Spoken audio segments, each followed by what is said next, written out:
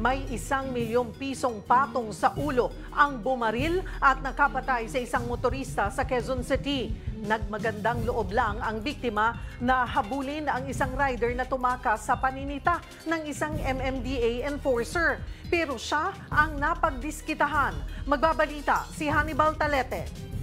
Base naman po dun sa video. Humingi ng tulong sa Raffy Tulfo in Action ang ginang si Lyra Jane Zara.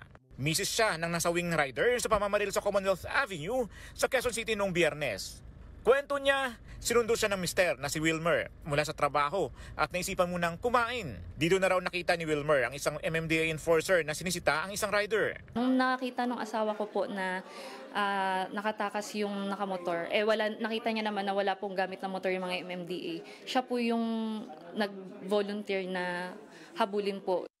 Pero makikita sa CCTV, nang matumbang sa sakyang motor ni Wilmer, pinagbabaril na pala siya at napuruhan sa ulo na kanyang ikinasawi.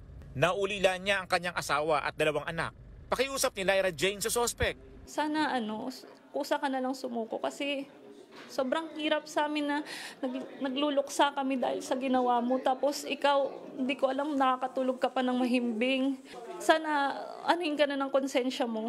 Nagkasundo naman sina Senator Raffy Tulfo at MMDA Director for Traffic Enforcement Group Attorney Victor Nunez na magbibigay ng 1 milyong pabuya para madakip ang gunman. 500 from MMDA, 500 from me. Kung sino man makapag-identify, makapagtuturo kung sino itong taong ito hanggang sa siya ay makasuhan, then i-release natin 500.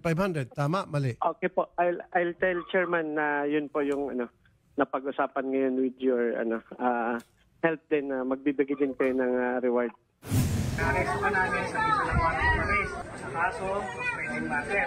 Hindi na nakapalag ng arestuhin ang 27 anyos na lalaking ito nakasama sa top 10 most wanted sa Navotas City.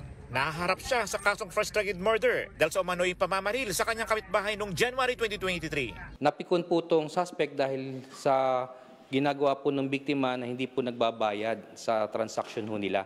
May kinalaman to sa illegal na droga. Itinanggi naman ng suspect ang alegasyon, pero aminadong nagkaaway sila. Nakaaway ko po kasi siya nung yung peke niya pong 1,000.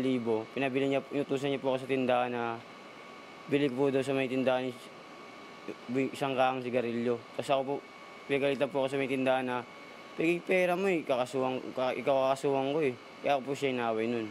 Inihahanda na ang mga dokumento para sa return of warrant. Ako si Hannibal Talete para sa 1PH.